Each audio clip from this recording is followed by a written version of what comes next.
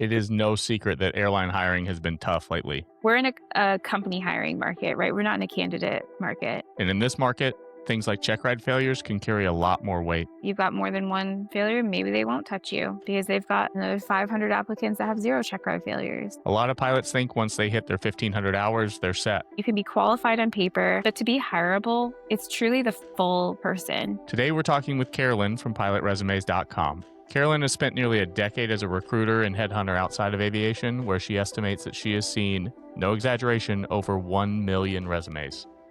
Now she writes for the Pilot Network and works behind the scenes as a pilot recruiter, so she has seen and heard it all. I have seen job descriptions advertised saying we will not hire candidates from XYZ flight school. She created pilot resumes to help pilots represent themselves well on paper. She's worked with pilots from 14 hours to over 24,000 and has a wealth of knowledge on what it takes to be hired in today's market. I should say that's the first time I've heard that advice related to aviation. Good. My name's Mitchell. This is the AirPod. Now let's hear a little more about Carolyn. Yeah, I feel like I'm like most second career pilots now where they have like a random background and then all of a sudden you're like, no, I want to be in aviation. But yeah, for me, my first kind of foray into the aviation world was when my husband went through flight school to become a pilot.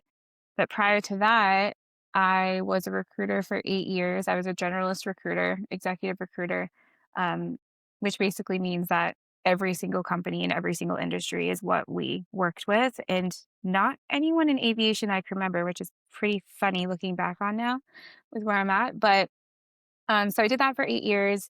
I was paid a lot of money to find the right person for a company. So my days were constantly spent headhunting, sourcing, interviewing, looking at resumes, prepping people for interviews, fixing their resumes, writing their cover letter, basically presenting like the top 5 qualified people to a company and saying, hey, we've already done this pre-screen. Here's your 5 people. We were like an extension of their HR department and said, you hire who you want basically after a second interview that you guys do to make sure it's cultural fit. So ATS parsing issues, I've probably parsed 500,000 resumes into an ATS system. So I've seen anything that can happen to a resume happen, from weird things like formatting issues to weird fonts to those things that happen when a resume actually makes it into an ATS system. Which, yeah, there's a lot that can be said about that. But so that was kind of my background. Husband went to flight school. We had our first child.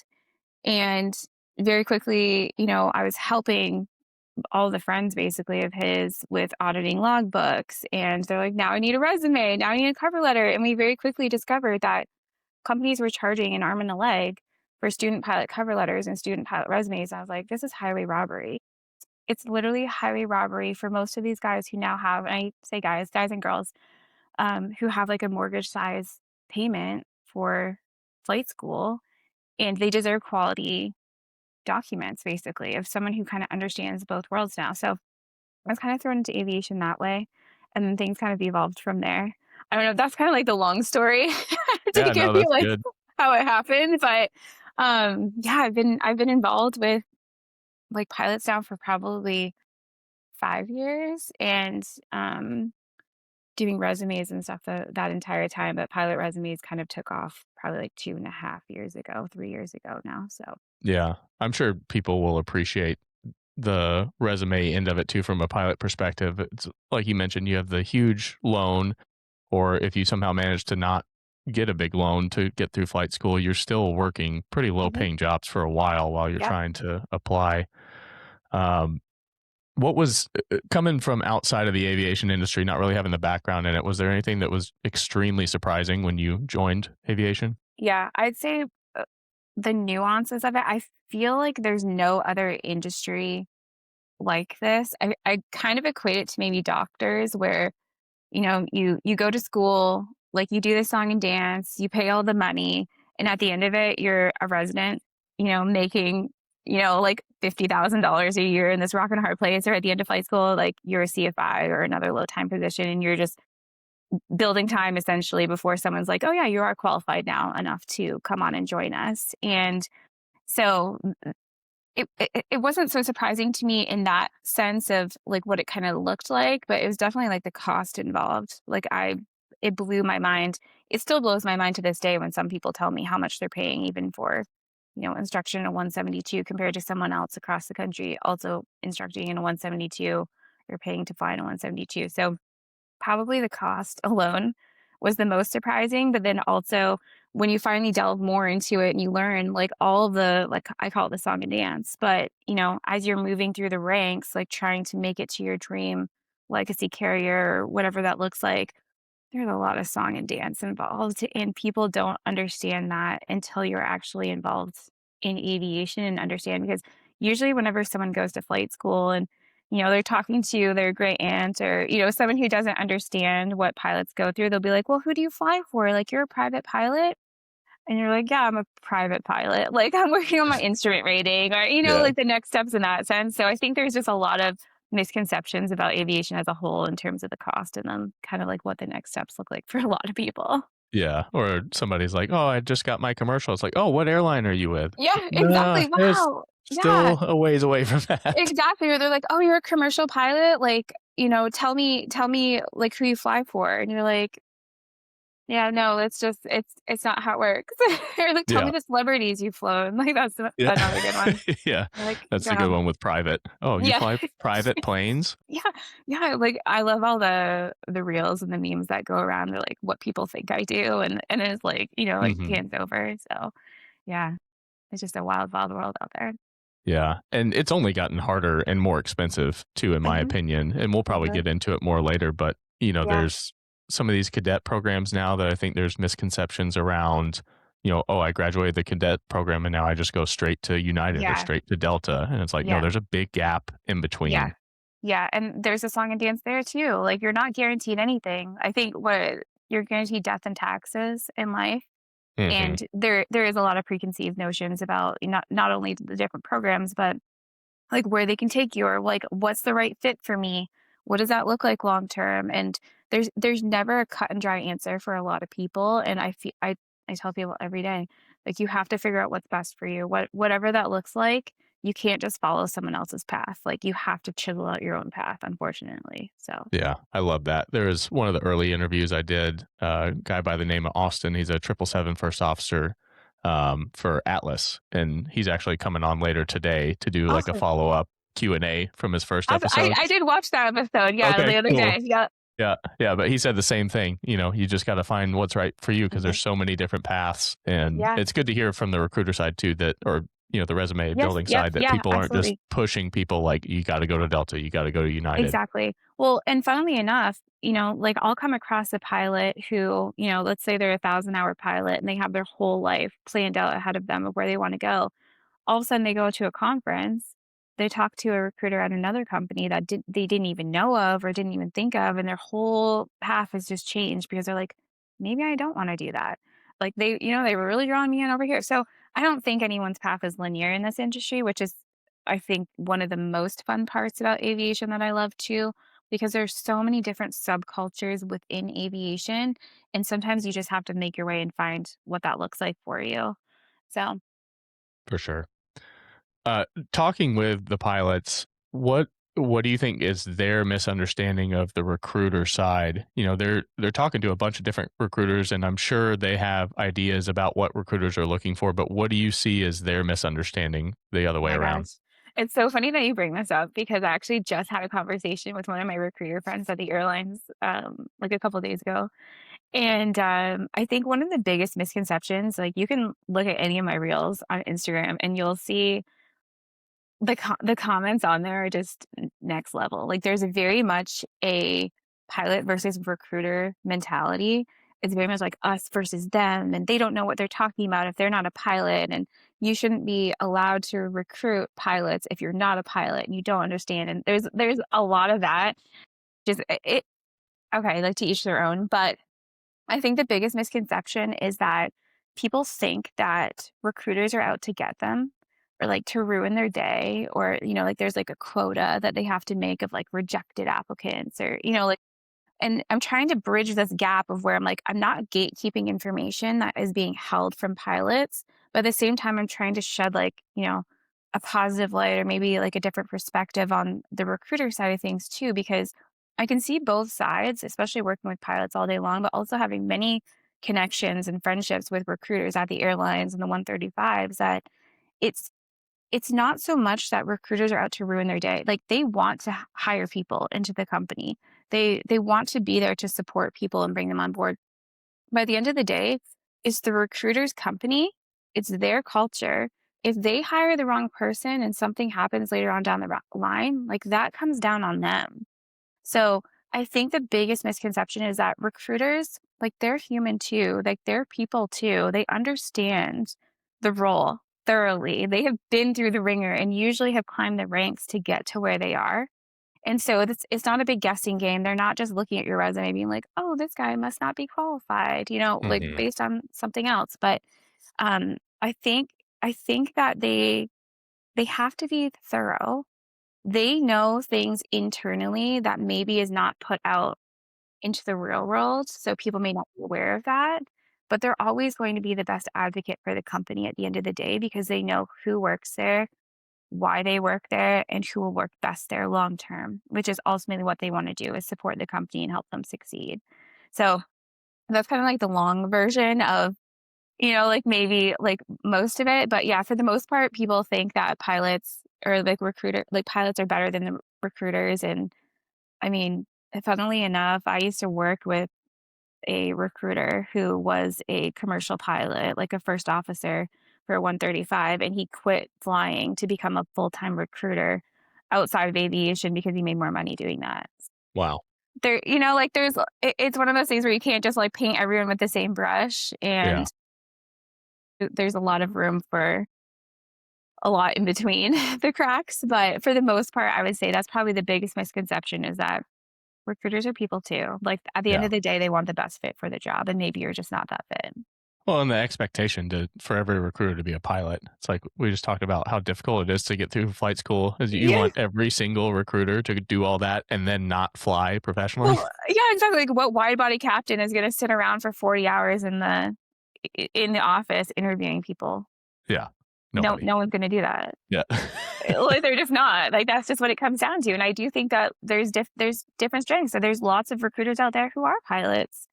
There's also lots of recruiters out there who have never in their day like taken the controls or flown an hour and can walk the talk. Yeah. So And at the end of the day, there's only so many positions. I mean, regardless of what you hear about pilot shortage, and I'm sure we'll get into that later, airlines, it's not 2021 and 2022. They're not taking everybody with 1,500 hours. They have a certain number of seats that they got to fill, and there's always going to be more applicants than there yep, are available positions. yep. And you have to remember, like there may be five qualified people. Like let's just say, like as a number, five qualified people for this role. It's like okay, but who's the most qualified out of that? Right? You're constantly like, there's constantly a competition of like, okay, but who can offer us more? Hmm. And who can do that better? Or like who has done that better? So there is a lot that goes into it. And I don't envy it. Like just I joke that I like trauma bond with a lot of my recruiter friends just over experiences and everything. But it's true. Like they can go through the ringer sometimes with just the things that they have to do and see. So yeah, it's Yeah, a lot. talking about the qualified portion of it, I think everybody in aviation is familiar with the 1,500-hour rule for the airlines now. Obviously, there's some exemptions if you Mhm. went to school and you can get Yeah. 1,000 or military, whatever. But Yeah. generally speaking, what's the difference between a on paper qualified pilot and somebody that's hireable at Yeah. the airline level? That's a good question. I mean, you can be qualified for anything, I feel like. You can be qualified on paper, have your 1,500, you got 25 hours of multi, which is laughable now, like, that's not a minimum anymore, right? But to be hireable, like, it's truly the full person. Are you a good representative of a company? Are you going to be a loose cannon? Like, can someone sit in the airplane with you for a 5-day trip and not go crazy? Like, there's a lot more into the hireability aspect of it than people realize, and it's not just as simple as, "Oh, you're qualified, like, congratulations, like, you did your 1,500 and you're moving on now." It's more of the sense of, are you qualified to be handed the keys to a multimillion dollar jet? Hmm. Right? There's a lot more in that aspect of the entire person, the entire cultural fit, entirely what they're bringing to the table as opposed to, "I did my time, like, here, like, now you have to hire me."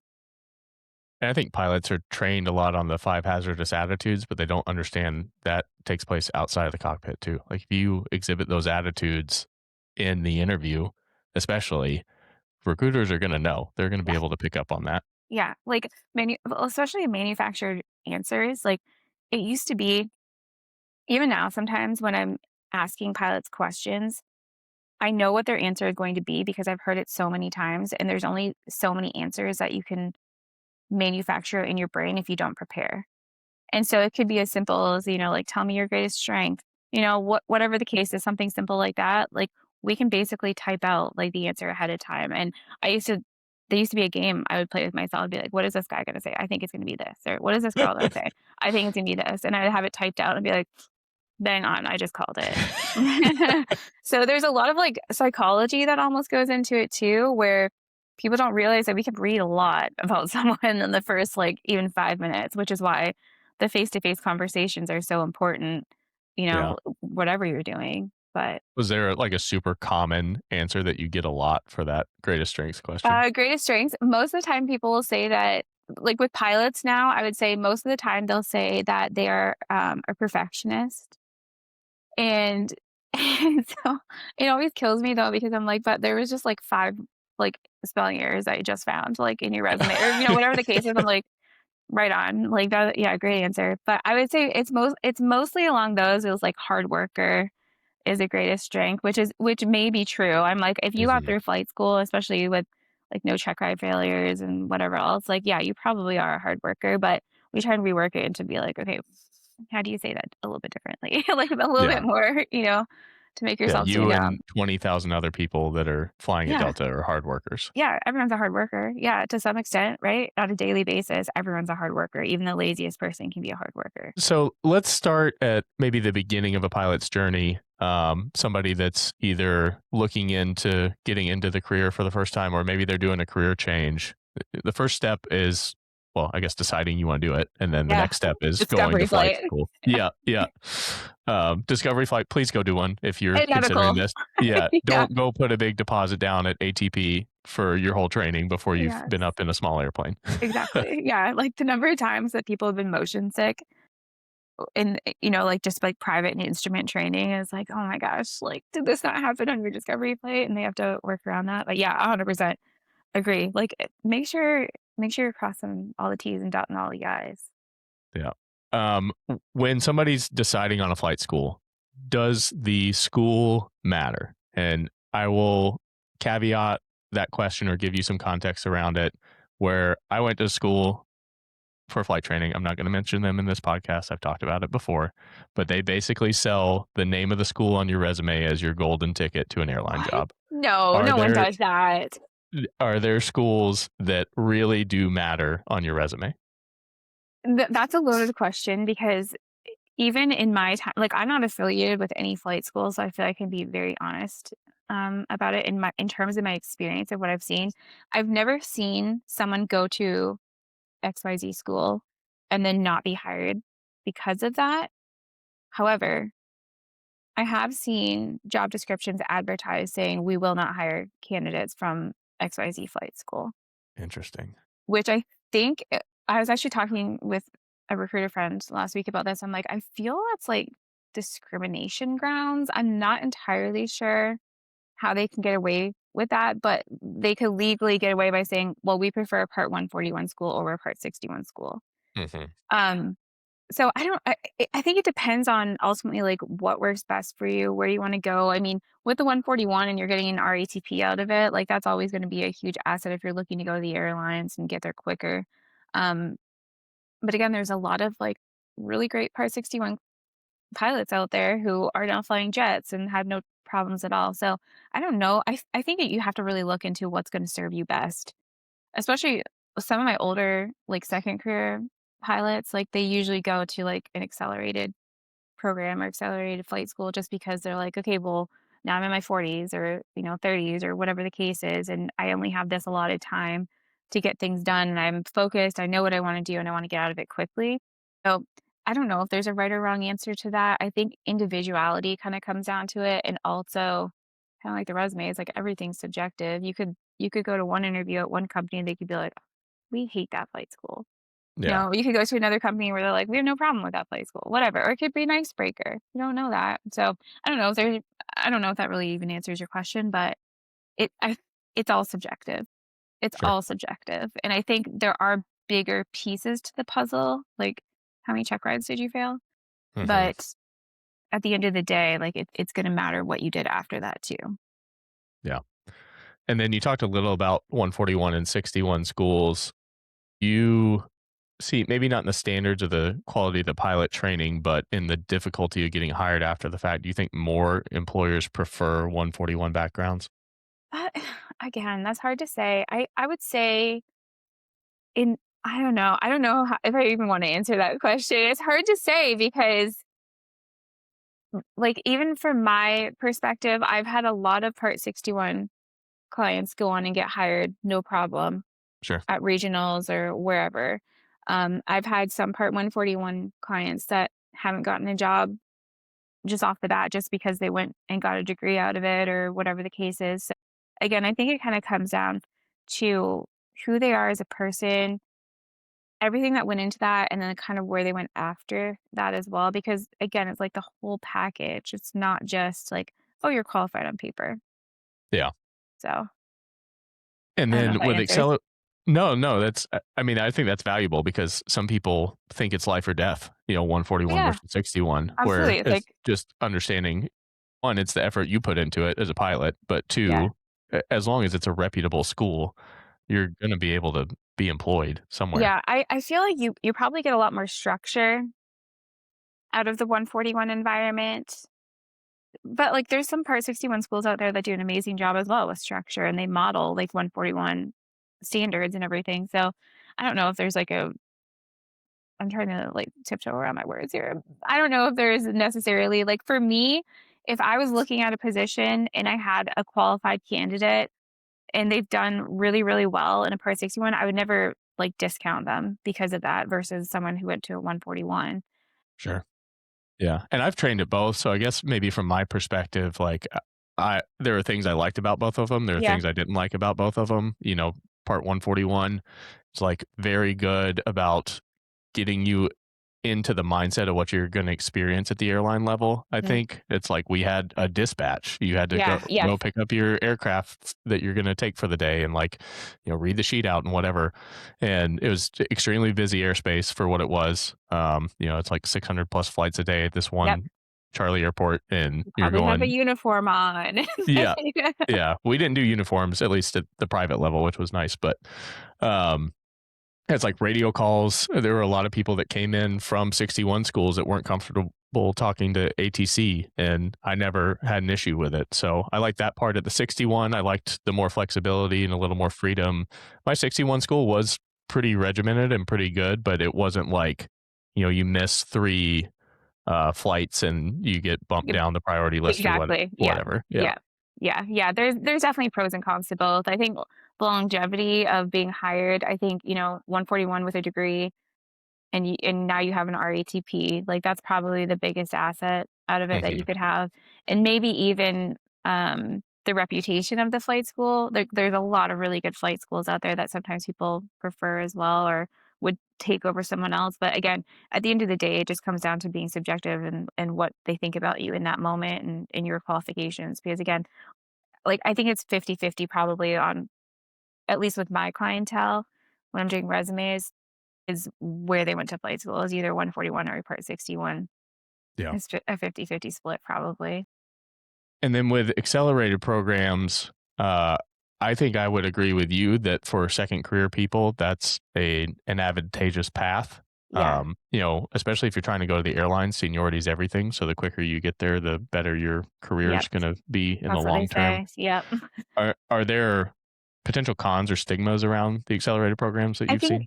yeah, I think when you look at it from, like, the biggest one for me when I see is sometimes people kinda get screwed over in terms of an accelerated program if they're going for their multi add-on, like, let's say, and now they've got 3 days or a week or something to get this program done. They've got 8 multi hours at the end of it, and maybe they busted a check ride, maybe they didn't and got through it.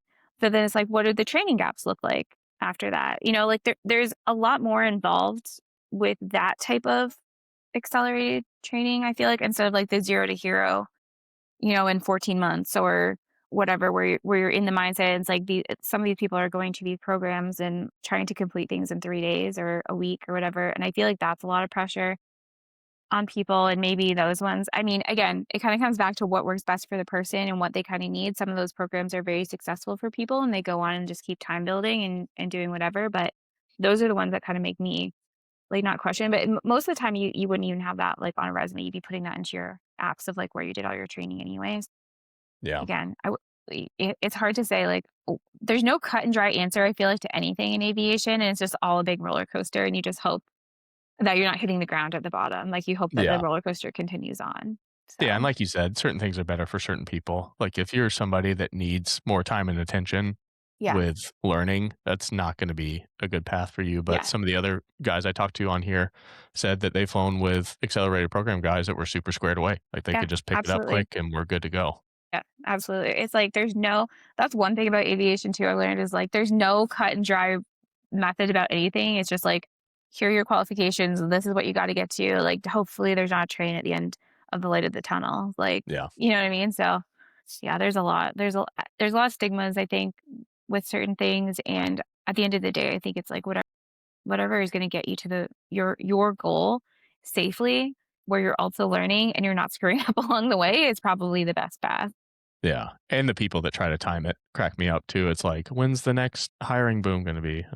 Nobody knows. Like trying to time the stock market. Oh You're my just gosh. gambling.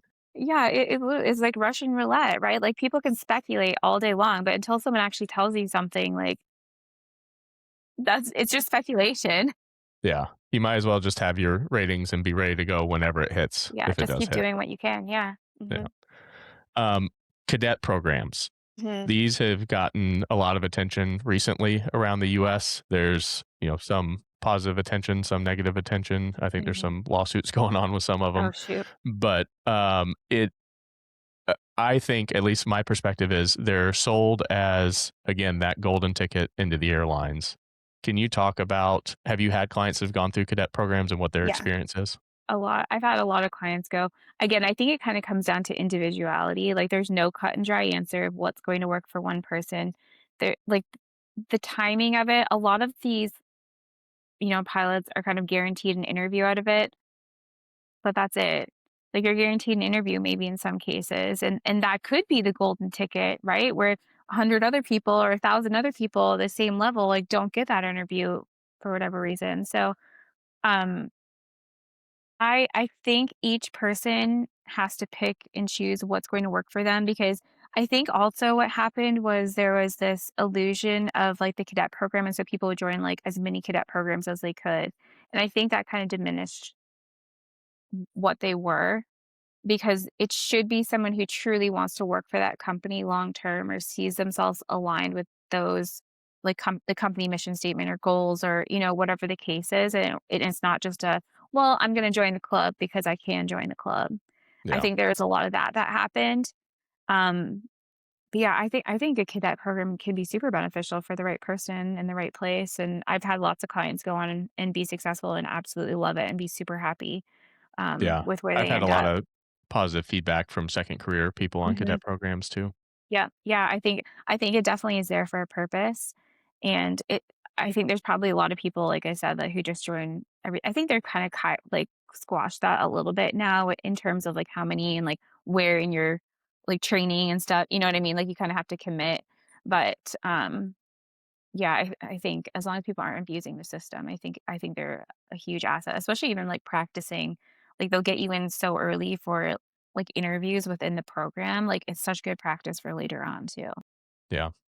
Do you see areas where flight schools are letting their students down, whether it be through practical training or just preparation for what to expect after the training's over?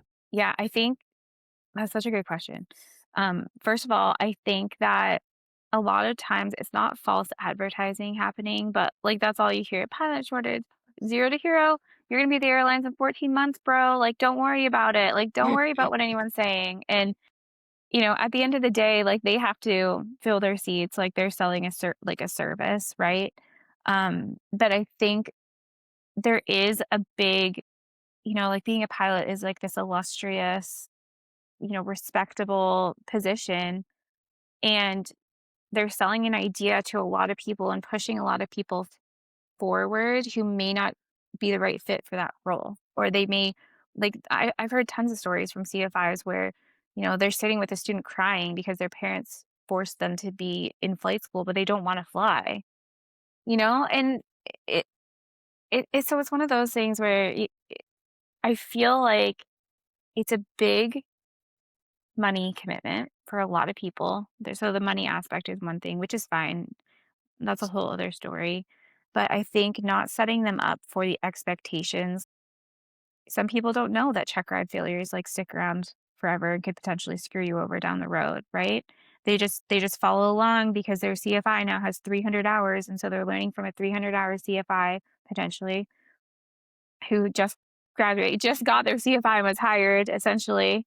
And so there's a lot of bad habits that can kind of trickle down in that sense. And I feel like there's room, and lots of schools are not like this. So I'm not blanket statement about anyone, but Mhm.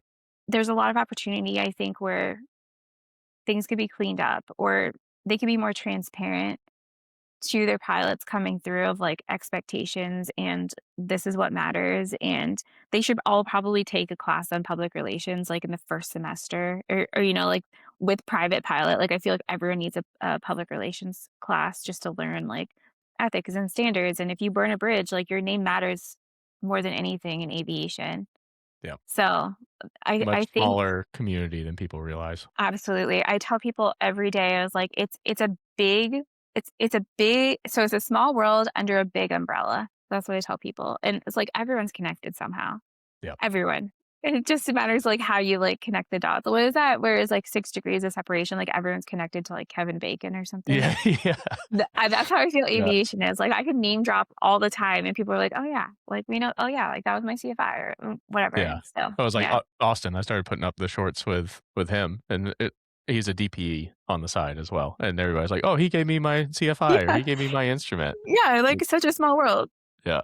Yep, exactly. Yeah, so I think that's probably where they could be better is less like I understand like the marketing and advertising and the song and dance in that regard, but I think setting expectations from the get-go of like this stuff matters. Like Yeah. probably start networking now.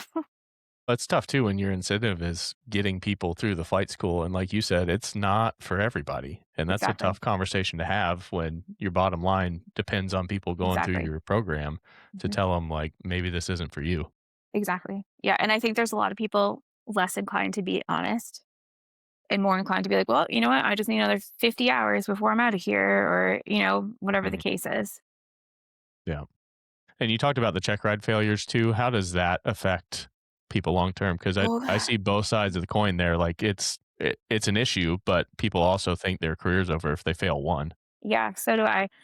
I actually was just having a conversation with someone about this the other day too, but at the end of the day, right now we're in a very competitive market. We're in a company hiring market, right? We're not in a candidate market.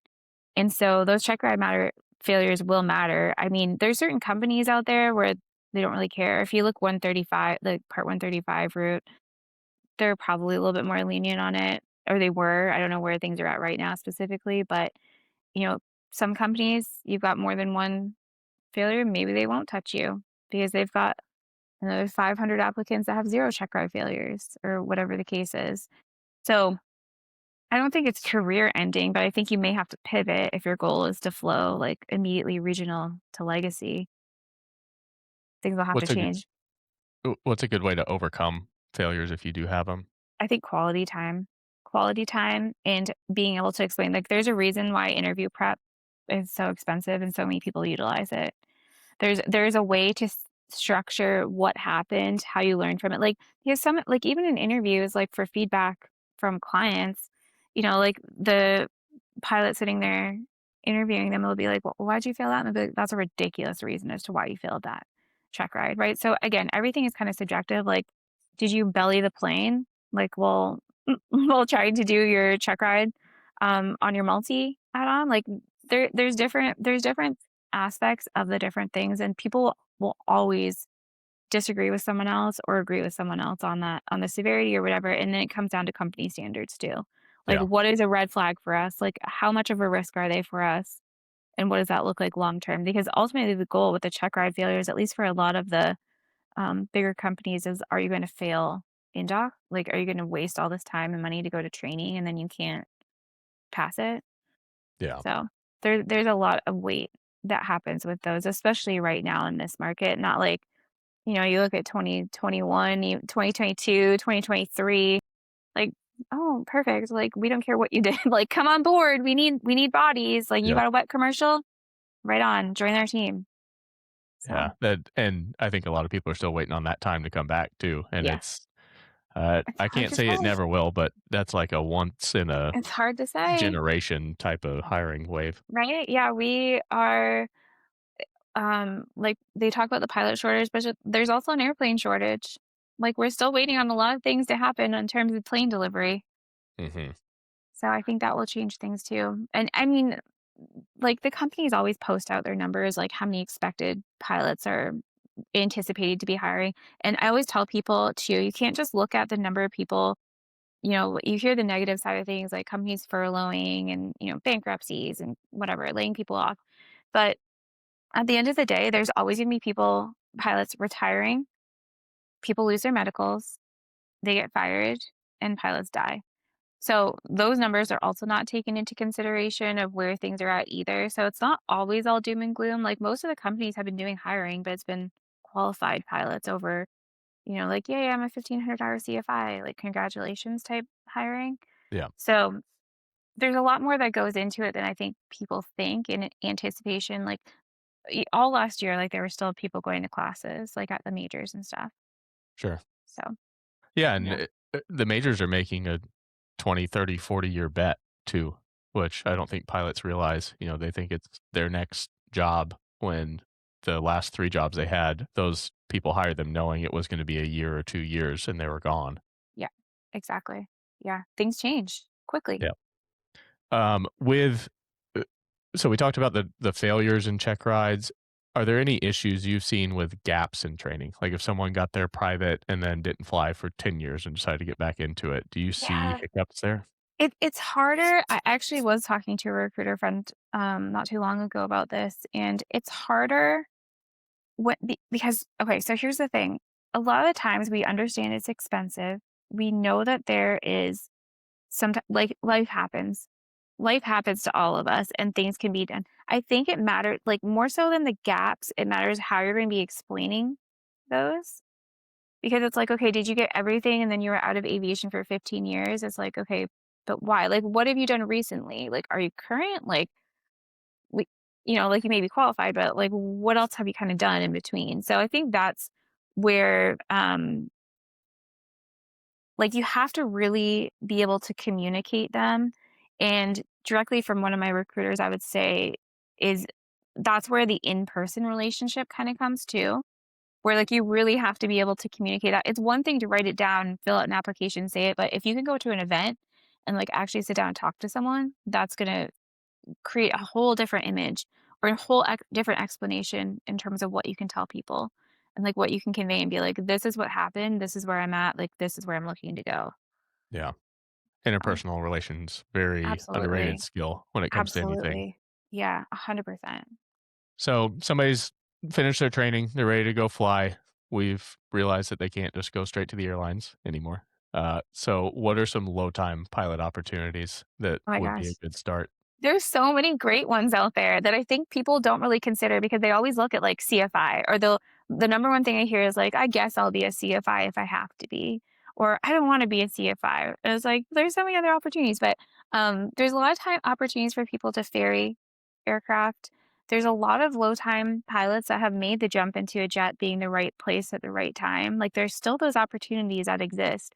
Even if you can do some Part 91 flying or Part 130, like get into a Part 135 um, scenic flights are a really good one. Usually those are more like seasonal depending on where you're located, but those are really good for low time pilots.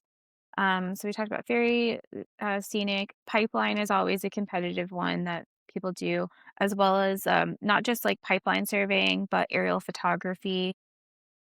There's a couple of different ones like that, even like disaster photography or like landscape photography after disasters. Inner towing, like if you have tail wheel time, like that's a really good one. Like I'm like there's you have to network. Like you just never know who you're going to meet. Right? Yeah, Like I have had crazy stories from clients who reach back out to me and they tell me things that have happened of being in the right place. I say if you can be around an airport even, like, talk to every single person and see what might come up because there are a lot of opportunities out there. Even sure. aircraft sales, talking with aircraft sales and, like, brokers, like, a lot of times that kinda goes into the ferry flight stuff, but you never know, like, who you could meet in Yeah. that regard. Yeah. Yeah, I mean, Cirrus Aircraft has their facility right across the river from me, and a Mhm. bunch of their pilots, they're either sales guys or they do demo flights or whatever. A lot of Yeah. opportunities there too. Yep. Some of them do Part 91 flights for the owners, right? Like, the doctor buys their plane, doesn't know how to fly it, they're a CFI, and then they also do some Part 91 flying on the side with them. Yeah. Do those jobs early on in the career end up mattering later when you wanna go to the airlines, they're looking back at your resume? Are there jobs that kind of stand out to be a little above the rest? I think that most of the time I don't know if I'm the most qualified person to answer this, but I think most of the time from what I've seen, it's always gonna be the quality. Like, quality will always trump, like, not quantity, but what you've kinda done. Like, whenever I talk to someone, I always say, like, the last jobs will fall off the bottom of the resume, right? Like, as you get more experience, as you kind of build up to the next step is looking for. So I don't know if like, I think that the expectation for the airlines is usually you've done, like, a CFI, CFII, MEI type route, and that's just kind of like an expectation, but there have been plenty of people that didn't do that route, and they built all their multi-engine time flying survey or, whatever happened they did that for 3 years or whatever, and they still made it to the airlines. So, again, Yeah. I don't know if one I would assume probably someone will, like, comment on this and correct me, but, uh again, like, it kinda comes back to there is no one size fits all, and it could come down to the person versus, like, their experience of what they did for 2 years or whatever the case is because they like someone or, Yeah. but I always say the quality usually trumps whatever else. What would you say is quality hours? Like, Turbine I'm not time, gonna go up like and burn holes in the pattern in a yeah, 150 for 2,000 hours and get an airline job probably. exactly, yeah, exactly. I would say, like, turbine time, like, if like, the jet time, multi-engine time, probably after that, and then after that is gonna be, like, your standard 1,500 hours and 100 hours of multi-engine time or something like that. That's the pattern anyway, at least for my clients going on to jobs, that's been the pattern. Yeah. If I didn't wanna go to the airlines, if I my sole goal was to go fly Part 91 or 135, I wanna fly business jets. Is that a different career progression for people, or do you think that there's kind of the same pathway either way you go? I would say the difference with people going onto the airlines is usually you have that regional to major flow, right? Like there's always like that stepping stone versus 135. Like usually you can get into a 135 and then stay there the rest of your career. You'll just bounce on to other like bigger jets, basically, depending on your type ratings. So I would say most of the time, it's not, especially right now, I wouldn't say it's easier to get into 135, but it's a lot easier at the base level to make connections and network and find a 135 to get into. 'Kay. Yeah, And then where should pilots look for low time jobs? in person probably. I see it all the time. People are like, I was on Indeed. I applied to 100 jobs on Indeed and LinkedIn and all those places. I was like, yeah, and every single other person that saw that applied to that as well. Yeah. So Um, I usually tell social media is actually a really good opportunity to find positions. I've known a lot of people who have connected with people and just been in the right place at the right time. There's a lot of groups.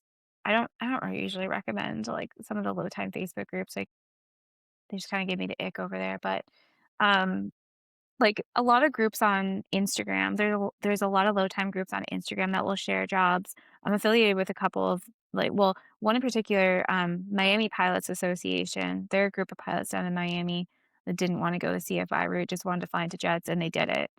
And so they've been giving back to a lot of low time, Nice. pilots, just posting opportunities and networking events and fly-ins and barbecues and all that kind of stuff. So Yeah. they share a lot of jobs over there.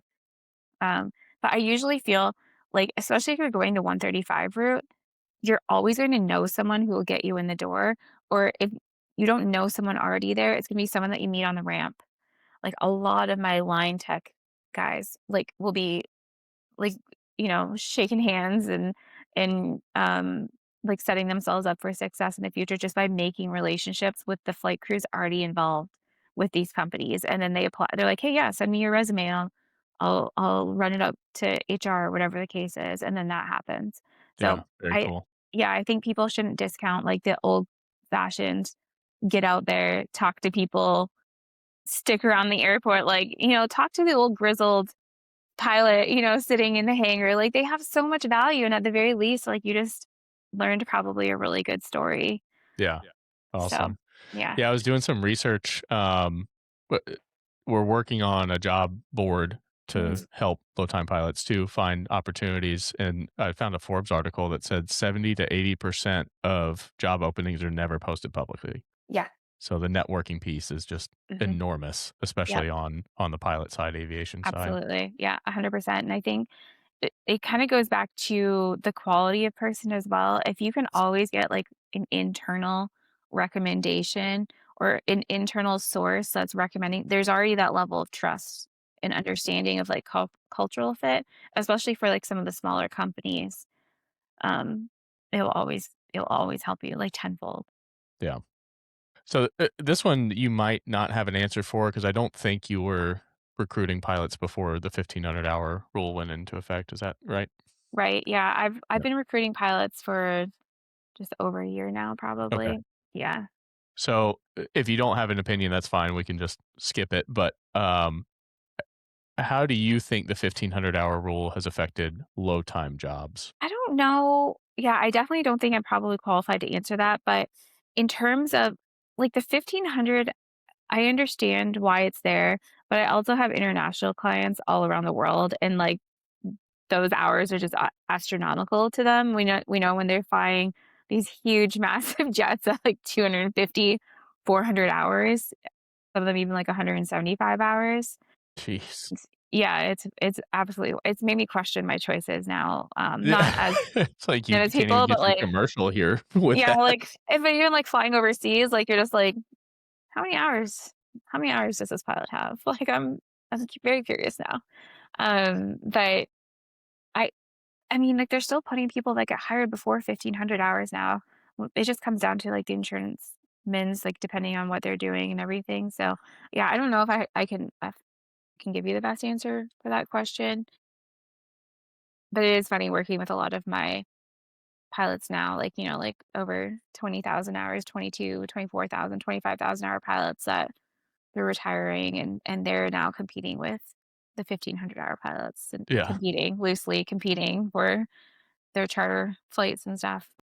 Yeah. It's just a different What world. always drove me crazy about it is it's just like an arbitrary number and there's no quality. Like we talked about the quality of the hours behind it. You can, it doesn't matter how you get your 1,500 as far as the regulation's concerned. Yeah. Yeah. It's all subjective. It's all subjective. Like you look at, like I, talked about some of my international clients, like they're amazing pilots. They have 500 hours. But they're amazing pilots, they were hired, they made it through type training, they did all the things too, so I don't know, it's hard to say. Like, I think accidents and everything can happen at any hour or any age or For sure. any training level, so who knows how I would be interested to know if they did, like, a study on what that kinda looks like, but probably Yeah. not. And the instigation for all of that, the accident that kind of led to the 1,500 hours, both of those pilots would have still have been qualified to fly that aircraft if that rule was in place. So it's, Yeah, it's all uh, subjective. yeah. So when pilots are going to apply, they've gone through their low time job. Now they want to go to either cargo carrier or airline. They want to go to the 121 world. What do they struggle with most before they come to you? Oh my gosh. Really, people who come to me for their resumes and cover letters either have never had a resume in their lives. I've had a lot of those pilots. They may have 10,000 hours and they've never had to have a resume in their life. They got on the right place, right time. Um, Formatting. I've fixed a lot of $2,000 resumes for people that just don't work anymore. They can't update them. They can't figure out what to do. So you fix a lot of that. a lot of times people get into some of my more senior mid-time pilots get into analysis paralysis where they're wanting to apply to their dream job, like they've had 3 other people look it over and they're like, "I don't know anymore. Like I just don't know what's right. I don't know what's wrong, like whatever." So they want like another opinion and I'll still go in and find mistakes. So it's usually people who well, it kind of comes from I don't know if that's even like a simple enough answer because there's so many different backgrounds and variations of people and where they come from. Um, so it just kind of depends. Like it depends. If there's a pilot that has a bunch of experience and they're still at the point where they're going to the airlines, their experience isn't going to fit on one page. Do you recommend they drop that off or My gosh, leave the additional experience. info? I could preach this from the rooftops all day long. This is where I get super passionate. Your experience will always fit on one page. Always. My 25,000-hour pilots, guess what? We're on one page. Um, Most of the time, depending on the company, like usually the standard is about 10 years of experience or until you're like back until you're 18, like depending on what kind of fits. Some of the recruiters only want to see like the last 5 years.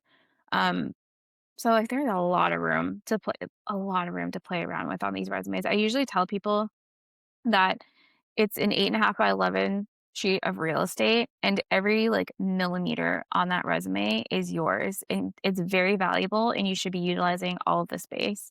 So, my favorite is I have, really low-time pilots come to me, and they'll be like, "I just have so much, like, it doesn't fit on 1 page, we have to go on to 2 pages," and I'm like, "No, no, no, like, give me, like, 10 minutes, we will be on 1 page, and we will not cut off, like, any important details, like, trust me." The gold standard in North America, right, is a one-page pilot resume. Have there been people hired off of 2 pages or more? Absolutely. I mean, it's again, at the end of the day, you're not gonna I don't think you're gonna be, like, blacklisted for having a two-page resume by any means, but we could definitely get it onto one page, and if anyone is I will accept the challenge of anyone who thinks that they cannot get their information onto one page.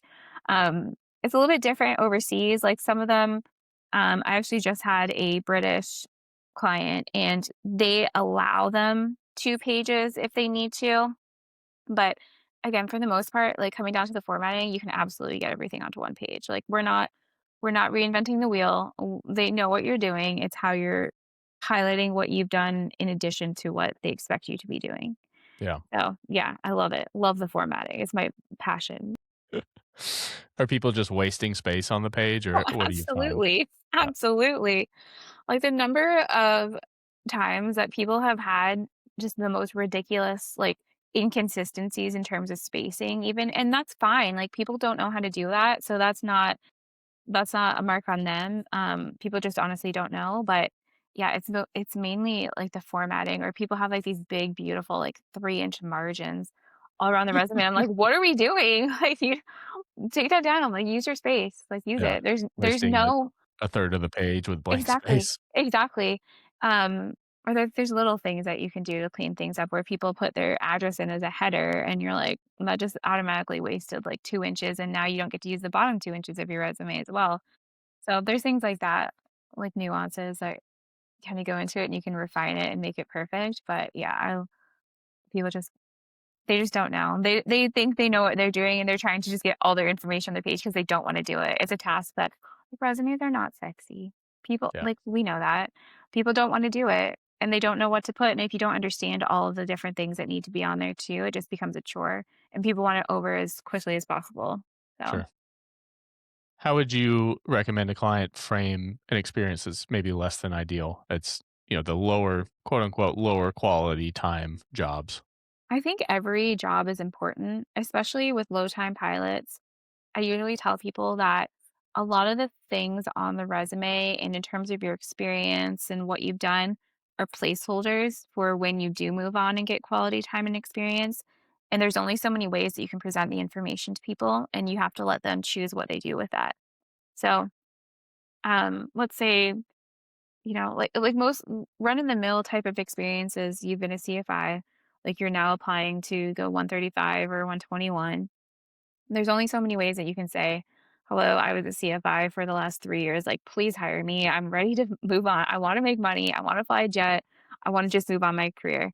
So, I wouldn't I would never negate anyone in their experience. I've had clients hired off of the craziest things. I've had clients apply to 135s as jokes, thinking that they're never going to get hired or an interview. And that small 135 sees this client and says, "Oh, this guy is working 3 jobs at once. He may be doing like these random jobs, not even in aviation, but we know he's going to be a hard worker. We know he's going to be willing to sweep the hangar. He's not going to be afraid to help us clean the airplane at the end of the day if we need it done."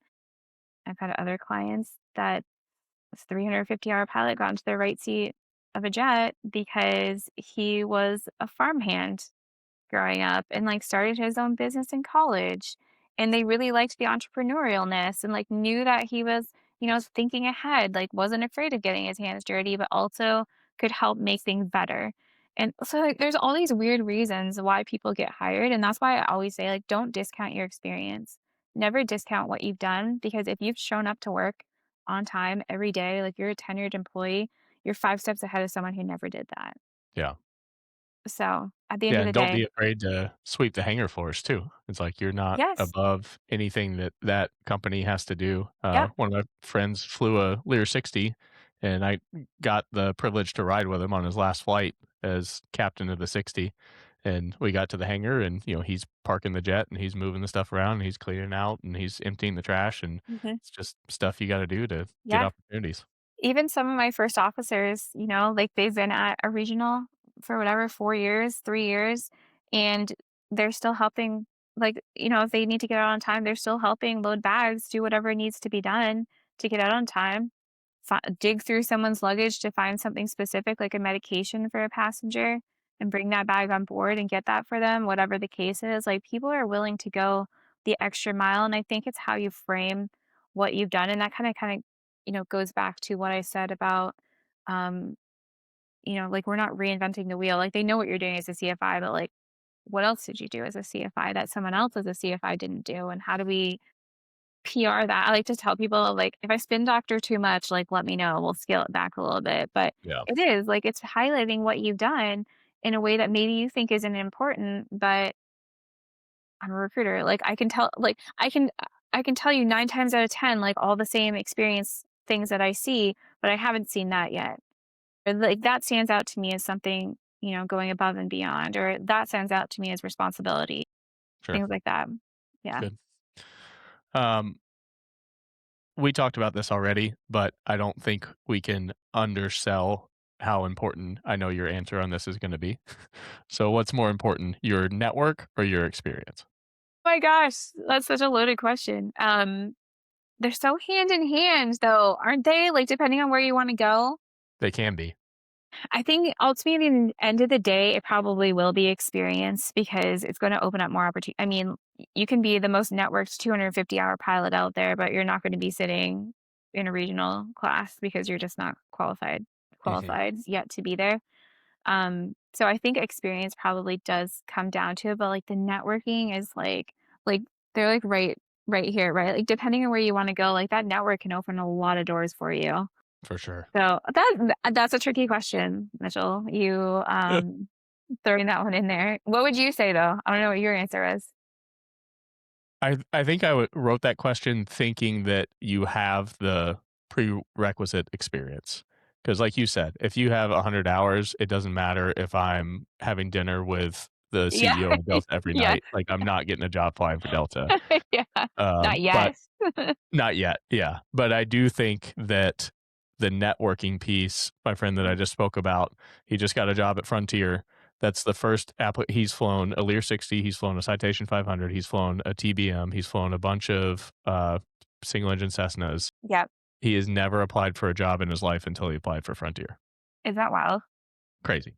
It's so crazy. That kind of stuff, it's just knowing somebody that knows somebody, and as long as you have the experience that you need to qualify for that job, if you're a hard worker and you're friendly and someone knows that you're gonna be there to help them out or help the company out or whatever, they're gonna give you those opportunities. Exactly. Yeah, and I think the networking piece is definitely key, and I think people underutilize the networking in their career very early on, whereas like all of a sudden people are playing catch up now. They're nearing 1,500 hours. They're like, who do I know? Like, where can I go? Like, what can I do? And it's like, man, you should have been like feeding those relationships from the get go. Like, I usually tell my low time, like extremely low time pilots, like I'm like, you're sitting in your private, like ground school, like look around you, connect with everyone because more than likely, like someone will be able to get you in somewhere or at least provide a recommendation or introduce you to the right person. And especially in the 135 world, I feel like is like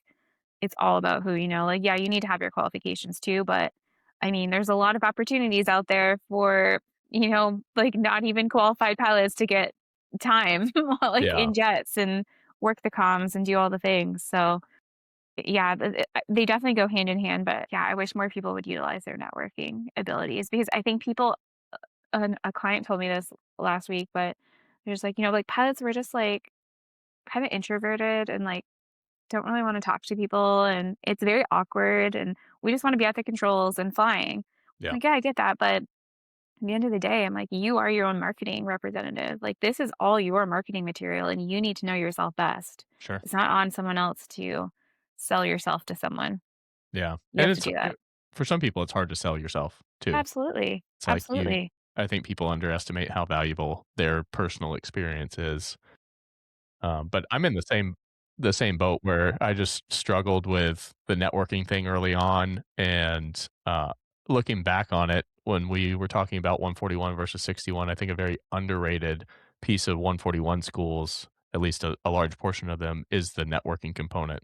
Because there's so many more people that have that dedication to go on to be professionals in aviation, whether they're pilots, whether they're running operations, whatever. Like, there's people I went to school with, they're captains at Delta, they're running major airports across the country, they're at the FAA, Love and it. those are all valuable connections as your career grows. Exactly. Yeah, 100%. 100%. Yeah, I wish that people understood the value of even simple conversations like, how did we meet? Social media, Yeah, right? Like, the value of social media even and reaching out to people. I tell people, I'm like, "Shoot your shot." Like, slide into someone's DMs, ask them a question, like, comment on their video, like or video, that just aged me. Comment on their reel, like, their post, like, their carousel, you know what I mean? Like, yeah, get involved, like, don't be afraid to talk to people because I feel like especially like, what's the joke? Like, you walk into a room and, like, they're gonna know that you're a pilot in the first, like, 5 seconds because people wanna tell them.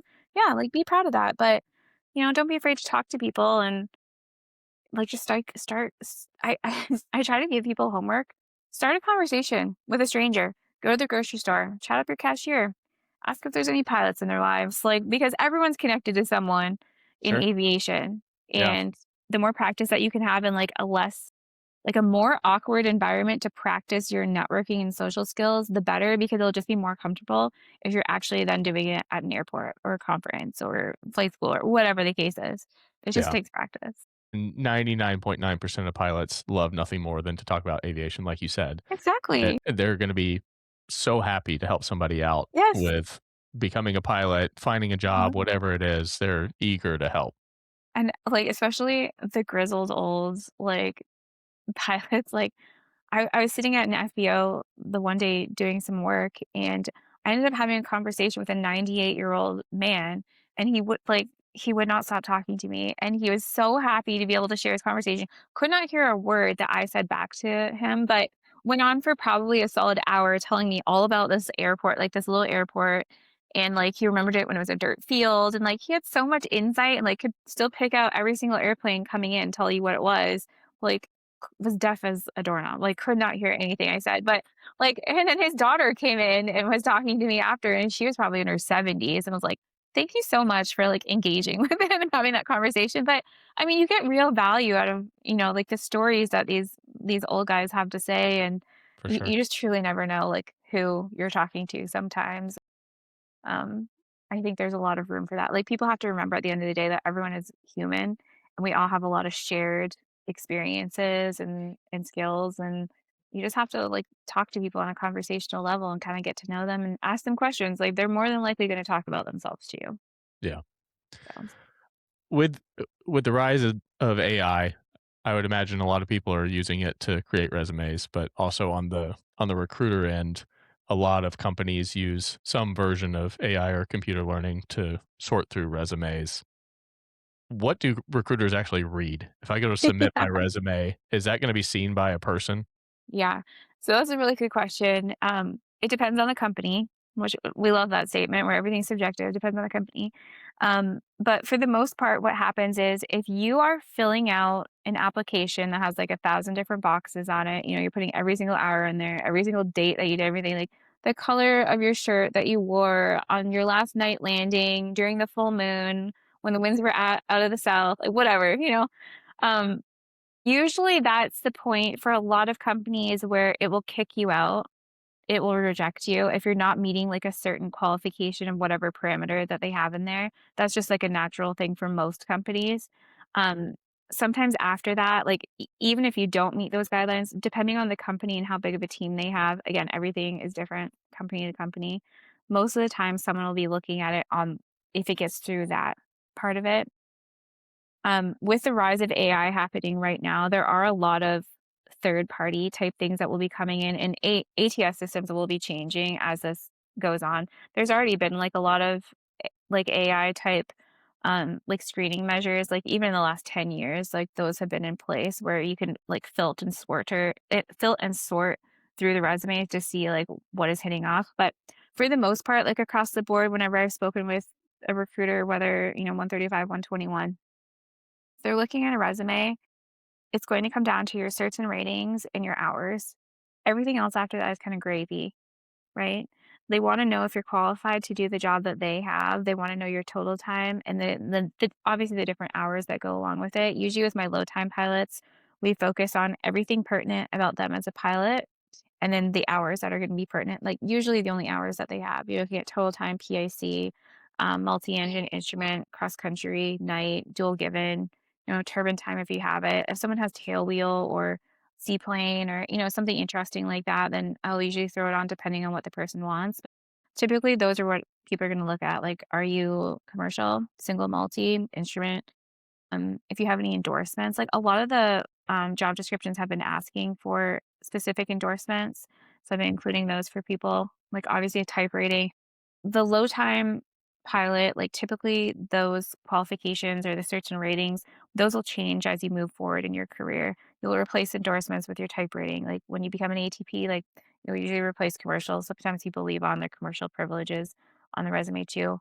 Your medical class, like that stuff's really important to know. Like you can't assume that anyone knows anything about you. Like you have to be presenting all of the information. You can't assume that someone knows that you have first class medicals. These people Yeah. have never met you before. So typically those are the types of things that the recruiters are looking at. Like, are you qualified for this? And then, oh, like we can go through, oh, yeah, you're qualified, you're RATP eligible, you're multi-engine current. Beautiful. We'll move on. So that's Okay. typically what it looks like. I am keeping tabs, um, seeing what's happening moving forward in the future because I do see a lot of it changing and trying to streamline things and make things a little bit easier, especially in this market where job opens at 8 a.m. on Monday and it closes at 8 p.m. on Monday because they just got 3,000 applicants. Things will be changing, and that's something that I'm gonna be keeping a close eye on, at least with my contacts, and see like what's working for them. Yeah. And then we talked about the one-page resume, still very important, at least in the US. Do cover Yeah. letters still matter? Yes, I love cover letters. Like cover letters are just my passion. People hate them. They love to hate them, but I think they're just misunderstood, right? They're just misunderstood. There's a lot of companies out there where it's kind of again like there's not a yes, you need to have a cover letter.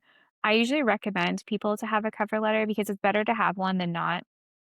People will yell at me all day long for this, but I feel like there's only so many ways that you can say certain things. And yes, even though you want to work for company A, B, and C, you're not going to be telling company A something different from company C. You may be adding different things in there, right? Like you may be telling them that you really want to be based out of this location or John Smith who works at this company and whatever the case is, but like 95% of your cover letter that you're sending out to every single company should probably be the same. If you have to rewrite a cover letter, I'm going to get so much hate for this. I can feel it in my bones right now. But if you have to rewrite a cover letter for every single company, like what are you saying differently to company A versus company B and versus company C? You're either not qualified for the job or you're not representing yourself effectively on paper at the end of the day. Yeah. Like, and there's, and I do believe that you should be tailoring it to the company, especially if it's, like, let's say a regional that you are like, this is my, like you should be personalizing that and taking that and remodeling like what you've written and like specifically putting it out there for them. But I mean, at the end of the day, aside from like customizing it and adding like a sentence or two, like they should probably be the same. And then letters of recommendation, what is helpful when it comes to those? And then when should you maybe avoid it, or who That's a should good you question. ask and who should you not ask to write them? That's a good question. It's hard to say what works for someone versus someone else. I feel like sometimes with the applications, like you need to include references in there. They won't let you move on without the references. You obviously want to be like putting someone out there that you trust, but also is maybe have flown with you, right? Like can talk about your flying skills. Like it's one thing to be like, here's my legacy pilot reference, and you've been flying a 172 around. Like, like there, it's kind of like apples and oranges, kind of at that point. I would just make sure that it's someone who knows you very well, someone that's going to be able to talk you up very well. Like kind of highlight who you are as a person in addition to being a pilot, like your strengths, and then like, this is just a personal pet peeve of mine, but when the testimonial letters or letters of recommendation come out, like, make sure there's not errors in there. Like, the number of times I have seen, like, the most basic spelling and grammar, like, absolute bottom of the barrel. Like, I understand, like, you wrote that, you didn't use AI, like, congratulations on that, first of all. But secondly, like, make sure that they're gonna be, like, a proper representation of what you want perceived about you too. Like, if I saw a letter of recommendation and it was like looks like something from the 1st grade, I would have questions. I would have Yeah. questions, and people may hate on me for that, but truly, like, if you're gonna have someone be a representation of you, like, it's no different than getting your passport renewed and, you're putting on people that have known you for 5 years or 3 years, whatever.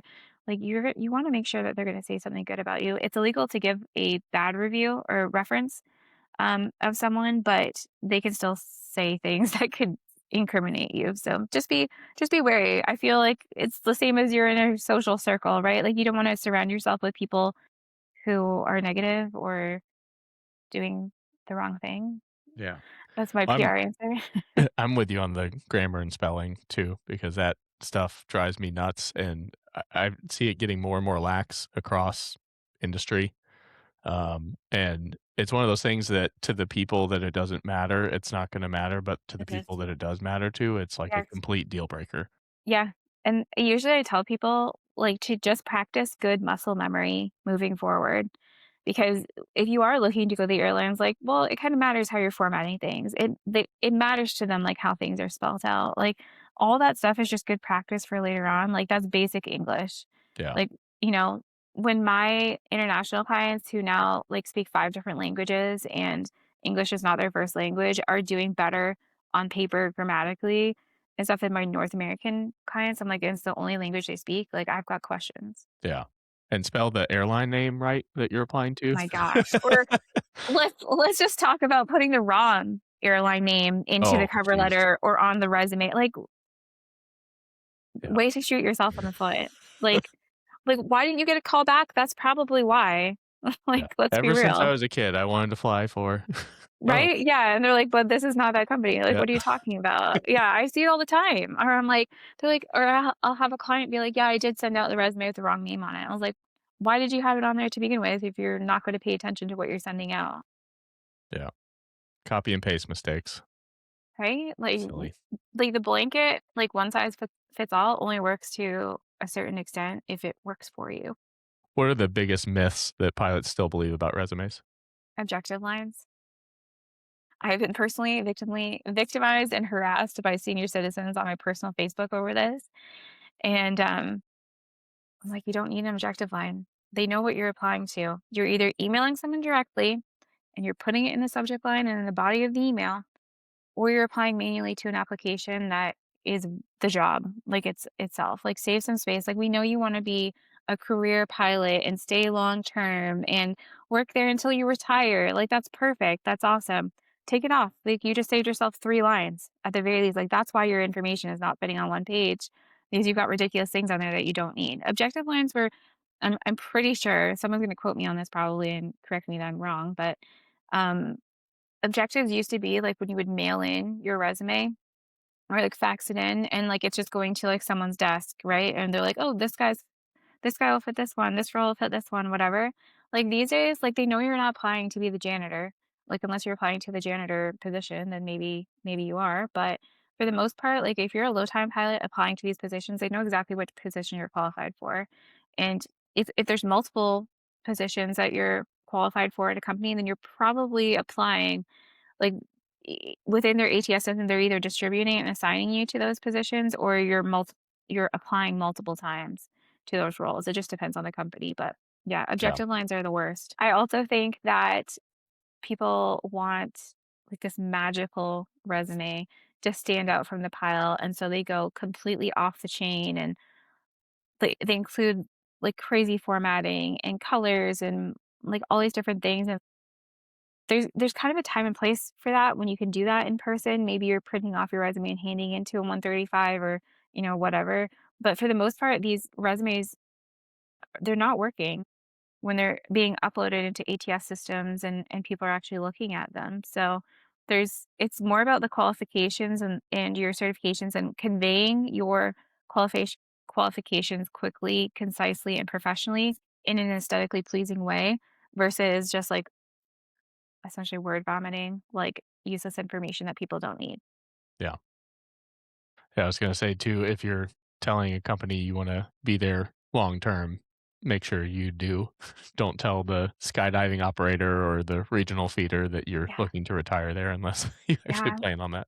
My favorite too is when people feel this is more so in cover letters, but people feel inclined to just, like, brown nose companies and be like I had one person that was like, "I am truly inspired by all of your locations." I was like, I was like, "Real quick, how does that inspire you? Like, tell me. Like, I truly wanna know how that inspires you." And they're like, "It doesn't." I was like, "Why would you waste space saying that then? Like, why? Like, we don't have to, like, suck up, you know? Like, I would much rather if you align with what this company does and where they're at, and, like, all the things, like, say that. Like, I would love to be based out of my hometown where like, your main base is. Like, just say that. Like, we don't have to say, like, your locations inspire us when they don't. Like, don't lie. Yeah. Who's inspired by Newark? Yeah. Nobody. Like, yeah, unless maybe you live there or something. I don't know. Like, right? Like we don't have to reinvent the wheel. Like, we're not just like putting information out there just that we think people want to hear. You're still allowed to have your personality and like things qualities about you come through, which is what I like to do in the cover letters, like kind of create that personal narrative where it's extra space to kind of talk about who you are and what you bring to the table because at the end of the day, like if they are giving you that space and you already struggle with your one-page resume, we'll include some extra stuff about you that's not on there. We talked a little bit about how crazy things were during COVID. It was like you had your 1,500, you were getting a job. Airlines were hiring left and right. What's the pilot hiring like right now? I've still seen people be hired, right? Like hiring is still happening, but it's competitive. Most of the time, like the last I'd say like 3 or 4 months, like at the time of, like this conversation, most of the time CJOs going out and class dates going out are 1,500 hour plus with over 100 hours of multi-engine time and no check ride failures. That's kind of like the benchmark of like competitiveness. And obviously there's room on both ends for that. But for the low time guys, especially and girls, I'd say it's like multi-engine time is getting people hired, is truly getting people hired. Like, but people are still being hired left and right. It's just not as advertised because there's not 1,000 people going to everywhere. hmm And airlines are still buying planes too, like you said, which is, once they can get the deliveries in, that's just more Yep. slots for pilots. So Yeah. that's good news. Yep. Is there a pilot shortage? Gosh, I know we kind of touched upon this. I don't know I feel like there might be a qualified pilot shortage, like qualified in terms of experience because you look, like I'll get like a 6,000-hour pilot and they're wading through the job offers. Hmm. 3,500-hour pilots are like they've got like 6 different they can go wherever they want. Um, so I don't know if there's necessarily a shortage, definitely an airplane shortage. But yeah, I don't know. I don't know if I can really answer that. What should pilots do when hiring slows down at the airline level? I'd say do whatever you can and stay current. Yeah, Just keep that building yeah. hours. Yeah, I would say, like, keep flying as much as you can, stay current. Usually, my advice for, like, 1,500-hour pilots is a little bit different than, like, the lower time pilots, like, a couple 100 hours, but any of my 1,500-hour pilots, I'm like, "Just knock out as much multi-engine time as possible." Like, keep going that way because 'cause you're more likely to be hired. Like, so many people show up, but they're like, "I have my 25 hours of multi," or they're like, "I have 15 hours of multi-engine time," and you're like, doesn't it doesn't cut it anymore. Like, I'm sorry, I don't wanna be the bearer of bad news, but, I mean, it's more like 100 hours of multi-engine time now, so always build multi-engine time, yeah.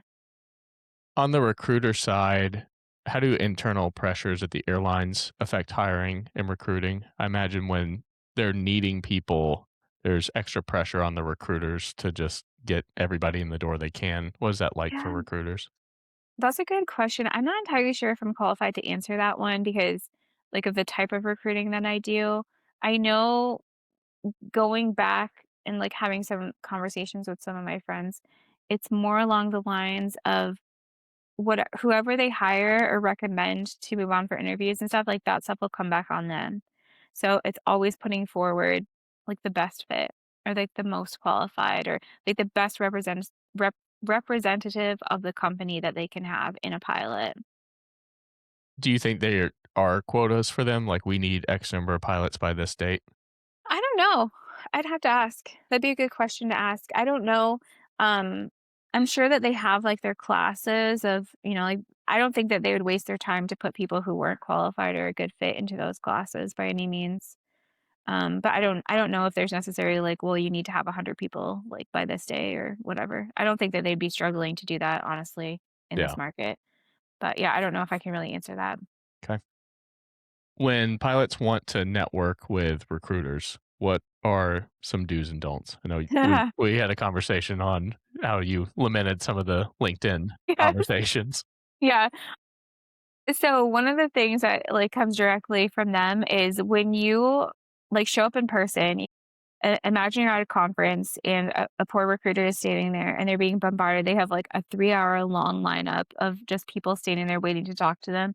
The best thing that you can do is treat them like people, like ask them how they're like be friendly to them. So many times people walk up and they're just like, they hand over their resume, they're like, "When's your class dates? Like, how far can I get hired in advance?" And it's like, "Whoa, whoa, whoa, like, buy me a drink first." Yeah. Like, we like, cool your jets just a little bit here, like, let's have a dialogue. Um, so some do's are usually so, like, if you are in person, like, talking to someone, always be professional, always be respectable. Um, like, don't do anything that's super weird or there's been some unconventional things that have happened in person, but like treat these people like your potential colleagues because essentially they will be if you're hired onto this company. Um, always start conversationally, like whether that's like, hey, how are you? Like, this is my resume. Like, give like your 10-second elevator pitch, like about yourself, and then let them do their job. Look at your resume and then let them come back to you and talk to you. Like, keep that dialogue going because you like talking to people all day long is burnout central. Like, you can Mhm. get burnt out so quickly having these conversations. So just like like take a breath, like let people process, and then always be professional, whether that's on the phone, in person, over LinkedIn or email, whatever. Always be professional because you truly never know like who is going to be seeing that or potentially like looking at you because the world is very small, as we touched upon. You never know. Especially if you run into a recruiter drunk at the bar or something and, start up something, like, you just don't know what that looks like, and so you have to be very cautious and, like, have that PR mindset. So, don't be rude to them, like, don't lie to them, always be truthful, be kind, be honest, like, understand they're human, and, You kind of want to prove your point as to why you'd be a good fit to work there. Yeah. I like what you said too, is, the line's 300 people deep and uh, don't expect them to just remember you off the top. Like Yeah. at Yeah. a week long conference, they're talking to thousands of people and it just all Exactly. leads together. Exactly. And that's why so many people go to multiple ones where they show up and they're like, hey, yeah, I remember you. And you reiterate your interest. Yeah. Good. You spend a lot of time recruiting in other industries. What have you found that's different between recruiting pilots versus other roles? Um, recruiting pilots, it's more of a networking game for sure. Because you may come across someone who is qualified or like missing, one small like a check ride date or, something, especially when it comes to like the military stuff. But um they always know someone else. Like, they're always quick to open up the doors for other people. I feel like, especially in aviation, like, pilots are always willing to be like, "Hey, I'm not available, but, like, this guy's really amazing, like, you'd equally like him," and they'll pass you along. Whereas, like, outside of aviation, it's not cutthroat. Like, it is cutthroat, but and it's cutthroat in aviation too, but it's just different in that the network is a little bit different in terms of aviation. Sure. Yeah. And are there organizations or resources you would recommend to pilots for networking? Yes. The Pilot Network, they're amazing. They have a conference every year. This year, TPNX is in Dallas, May 6th and 7th. That's a really good one. Um, it's not just like low time pilots walking around like hoping for a job. It's all pilots in different areas of transition throughout their careers. So that's a really good one. Miami Pilots Association, I talked about on Instagram. They're really good for low time pilots of getting people together. I say any kind of like influencer pilot on Instagram, they're very quick to set up um, like like communities almost where you can kind of learn from each other and like find mentors and like talk to other people because it's nice to have people who are kind of in the trenches with you at the same time as a low time pilot, but then also to have the people like maybe the step ahead of you, like where you're wanting to go, in addition to having like more senior people to mentor. So yeah, I say social media, maybe not Facebook so much. I'm a big like not a big fan of Facebook, but Instagram for sure. I think it's an easy way to make friends. Like even for me, like clients turn friends all the time. Like meet up in person with them because it's just a great community and you make friends that way. Good. And you spoke about the step ahead. Would you recommend people look for that 1 to 2 steps ahead instead of, Yeah. 10, 20 years down the road? Yeah, 100%. I think there's value in both aspects. I think having someone who, in the last year, 2 years, maybe a little bit more, like they're at that next level where you want to be, are a little bit more in touch with things happening versus your 30-year retiring captain from a legacy. They still have different respectable qualities in terms of mentorship. I believe everyone should have that, 30-year captain mentor to like, like help with the like other sides of things because they do have a lot of knowledge, but like someone hired 30 years ago is way different than someone looking to be hired right now. Like they Sure. were still faxing resumes back then. Yeah. So there's just differences in that sense, but I think you need a spectrum of people to look up to and to help you. Yeah. You said that you work with a lot of people that are using aviation as their second career. Mhm. Maybe they decided late or they wanted to do something else first or whatever the case might be. If somebody's looking to get into aviation, they've been in another career for however long, is there an age where you would say maybe they're a little too old to start? If they want, let's be specific and say they want to go to the airlines.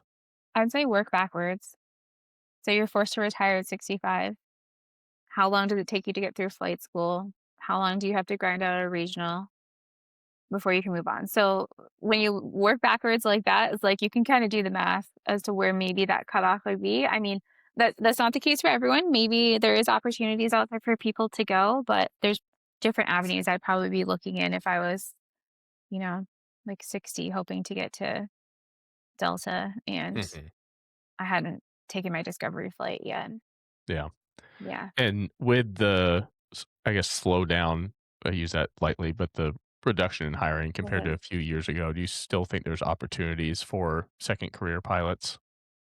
Mhm. Absolutely. Yeah, absolutely. Yeah. I mean, I have clients like mid-50s, like looking to move on to legacy and majors and people going to regionals and all the things. What skills transfer best from other careers into aviation? Customer service. I think customer service is huge, especially if you're looking to go 135, 121 as well, but 135 in particular, because most of the time you're the face of the company, the first person that anyone talks to, right? Like they're treating you as an individualized like contact, and you have to be willing to pour the drinks, sling the bags, like do whatever you need to, right? Yeah. So I'd say customer service. I usually tell people any operations like managerial type skills, like hiring, recruitment, training, like there's different places for them, like throughout your career, like whether you're going on to be a CFI or to regional, like onwards from there. But usually those are all looked upon favorably by people. And do you have a second career client success story you can talk about? Oh my gosh, there's so many of them. There's so many of them. I could tell you, like, I've worked with, like, the backgrounds of clients I could tell you that I've worked with. Everyone wants to become a second career pilot. Um, a lot of law enforcement have Mhm. moved on. Even, like, nurses and everything have moved on and, like, even taken EMS roles, like medevac type pilot roles. Um, yeah, I could probably you could probably have a whole session on me talking about the background of people, but I've had a lot of senior clients who have done international flying and then come over here and it's completely different flying than what they're used to because they're like out in the bush in the middle of nowhere. And now they're like at towered like major international airports and stuff. I don't know if that answers your question thoroughly. No, I mean, it's just good to know that the Mhm. opportunity is there for people that Yeah. wanna Oh, make the change. absolutely. Yeah. Absolutely. There like, honestly, there's I don't think anyone's background really inhibits them, like, it usually just enhances their skill sets of what they Mhm. kinda bring, and especially the real world experience too, like, they've been around the block per se, Yeah. and have real world experience and cultural awareness and can interact with anyone. Nice. Yeah. If pilots wanted to improve their hireability this month, what's one thing that they could do to make that happen? Build multi-engine time. No, aside from that, I would say, um, probably, like, the actually, I would tell people to take an improv class. Interesting. Why Yeah, improv? I would say an improv class because it teaches you to think on the spot, not to react to situations, like being thrown into like a completely, you know, you have no preconceived notion of what's going to happen and then have to like figure your way out through that. I think teaches people a lot of skills about themselves that they may not have known and also be able to adapt and pivot very quickly like in a situation. And like obviously improv is like for humor, but it does teach you to like kind of think through situations and like really reach into like the cracks in your brain and pull out information you probably didn't know was there. And I Yeah, think that ultimately is what comes down to interviews too, I is love like it. how is your mindset, right? About what you're talking about. Yeah. I can Yeah. honestly say that's the first time I've heard that advice related Good. to aviation. Good. I'll probably start pushing that on people more, but um I just think it's a valuable skill set to be able to like go from not having any information and be thrown into situations. And that comes from me, like in my previous life, being like thrown into situations where all of a sudden now you're speaking in front of 50 people, like giving an update on a project that you had no clue about like 3 minutes before walking in, and you have to like adapt. And it's just good. It's good to be able to think on your feet. Yeah, I think as a pilot, or not even as a pilot, like you should be able to think on your feet. for sure. Who are your services best for? Is it low time guys, second career people? Who would you All of the say is your above. target client? All of the above. I've worked with 14-hour pilots all the way through to like almost 25,000-hour pilots and everyone in between. Um, yeah, I it just depends on what people are looking for, but I'm always there to help whoever needs help, whether that's reviewing their resume or creating a new resume, maybe for the first time, or something new that they haven't had to do in 30 years, or they just had done last year and they want something new. That's usually that's probably my target market is everyone, but I usually focus on the low time pilots. Okay. Yeah. And if you had, a 300-hour pilot and a 1,500-hour pilot in front of you, how would the advice differ between those 2? 1,500-hour multi-time, build that. Um, I always ask people what their long-term and short-term goals are, so you can kind of pick like, if I know that they're a CFI wanting to flow through, like, regional to legacy or whatever their plan is, then that's a little bit different of a tactic of what I would do in terms of their cover letter and their resume. But 300-hour pilots, I think a lot of it just ends up being placeholders, and they, just change as they move forward and grow, and they should have something that adapts with them. But usually I tell them just, like, continue to build your network. Don't have any checkride failures if you're still at that point and able. Um, and just keep building, like, keep believing in yourself and keep moving forward because that's all you can do. Yeah. And then where can people find you? On Instagram at Pilot Resumes. My website is pilotresumes.com. And then Instagram has been pushing to Facebook as well. So Pilot Resumes over on Facebook. And hopefully a YouTube channel is coming soon. Cool. Yeah, I'd love to see it. Yeah. Maybe a podcast too. I'll get you to be Yeah, a do guest it. on a podcast. They're Yeah. fun. I And know. then a final message you would have for any pilot who feels like they're behind. I think that it's subjective, right? Like one person being behind, I just had someone comment on a reel today that they're 30 and felt so behind. I was like, oh my gosh, I would kill to be 30 again. Like that's so much life ahead of you. But I like no one is behind in terms of, I mean, there probably are some instances where they're behind, right? In age cutoffs and qualifications in that sense for people. But depending on what you want to do, like, I mean, like you could fly until the day you die, essentially, if you follow the right path. So don't compare yourself to others. Like, other people's success does not define your success or your path.